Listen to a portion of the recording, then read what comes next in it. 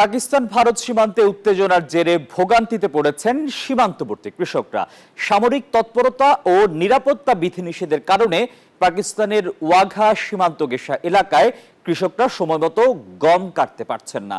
এতে যেমন আর্থিক ক্ষতির সম্মুখীন হচ্ছেন তারা, তেমনি অনিশ্চয়তায় পড়েছেন আগামী দিনের জীবিকা নিয়েও।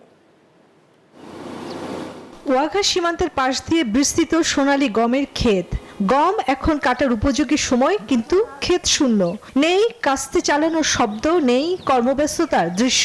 কারণ একটাই, সীমান্তে সামরিক উত্তেজনা। একজন কৃষক 6 মাস পরিশ্রম করে, যখন ফসল কাটার সময় আসে তখন প্রতিদিনের বিলম্ব মানে আরো ক্ষতি। শুধু আর্থিক ক্ষতি নয়, ভেঙে পড়েছে কৃষকদের দৈনন্দিন রুটিনও। যারা ছুটি নিয়ে এসেছিলেন ফসল কাটতে, তারা এখন সময় কাটাচ্ছেন অলসভাবে। সীমান্তের কৃষকেরা এখন কেবল একটি বার্তাই দিতে চান, শান্তি চাই। যুদ্ধ বা সংঘাত কখনো কারো জন্য কল্যাণ বয়ে আনে না। ছেলেরা কাজ করতে এসেছে, কিন্তু কিছু করার নেই।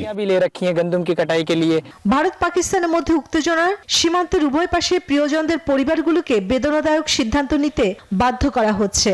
ভারতীয় নাগরিক রিজওয়ান এবং তার গর্ভবতী পাকিস্তানি স্ত্রী সামরিন ক্রমবর্ধমান কূটনৈতিক টানাপোড়েনের কারণে ভেঙে পড়েছেন।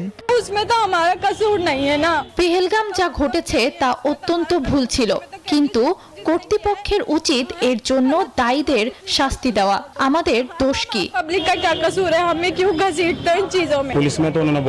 আমি পুলিশের সাথে কথা বলার চেষ্টা করেছি, কিন্তু তারা বলেছে যে এই ধরনের বিষয়গুলি তাদের হাতে নেই।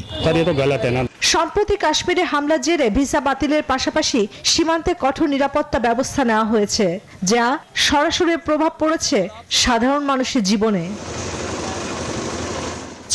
চন্দ্রা, নিউজ 24। সব মশার বিরুদ্ধে সুরক্ষা দিতে এলো বসুন্ধরা এক্সট্রিম অ্যারোসল। মশার বিরুদ্ধে এক্সট্রিম সুরক্ষা।